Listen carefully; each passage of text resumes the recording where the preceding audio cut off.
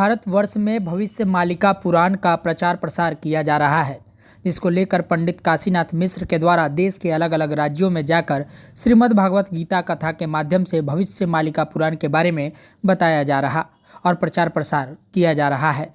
वहीं इस दौरान पंडित काशीनाथ मिश्र दिल्ली के बदरपुर इलाके पहुंचे, जहां उन्होंने बताया कि भविष्य मालिका पुराण में 2032 से सत्य युग की शुरुआत होने की बात कही जा रही है।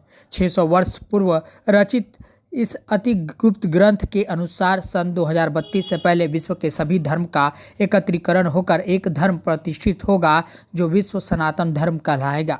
वहीं उन्होंने आगे जानकारी देते हुए बताया कि जब जब भगवान खुद की इच्छा से धर्म संस्थापना के लिए धारा करते हैं, तब उनके आने से पूर्व ही उनके जन्म स्थान, उनकी दिव्य लीलाओं का वर्णन, उनके भक्तों का वर्णन, उसे समय के धर्म की स्थिति तथा भगवान किस प्रकार धर्म स्थापना करेंगे, योग्य संध्या से लेकर धर्म संस्थापना और नवयुग तक का वर्णन भगवान के निर्देशन से पूर्व ही लिख दिया जाता है, ताकि मनुष्य समाज, धर्म और धारा सनातन संस्कृति का पालन करके रक्षा प्राप्त कर सके।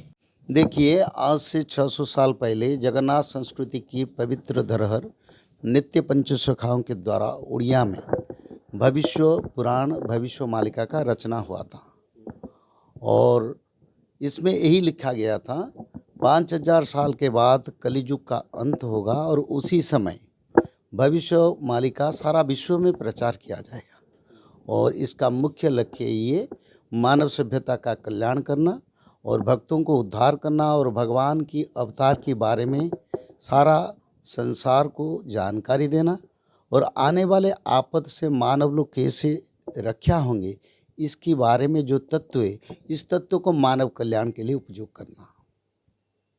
कैसे इसका प्रचार प्रसार कर रहे हैं, कहाँ कहाँ जा रहे हैं आप लोग? ये सारा भारत में हर राज्य में प्रचार हो रहा है और सारा विश्व में भी प्रचार हो रहा है। इसके लिए सारा विश्व में कार्य हो रहा है। भारत में हर राज्य में हमारा कथा हो रहा है और आगे बढ़ के फिर सभी मानव सभ्यता के लिए उसका बड़ा उपयोग होगा और ये प्रचार हो चुका है, मानव के पास पहुंच चुका है, पर और कुछ समय लगेगा। सारा विश्व के लिए ये हितकारी बनेगा।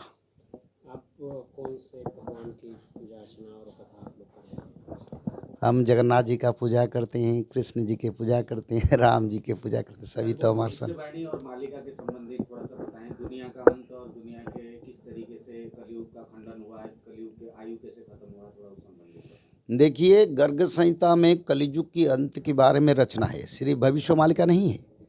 श्रीमद् भागवत महापुराण में भी कलियुग के अंत की सूचना और प्रमाण दे चुके हैं और गर्ग संहिता में गर्ग मुनि ने इसके बारे में रचना की है।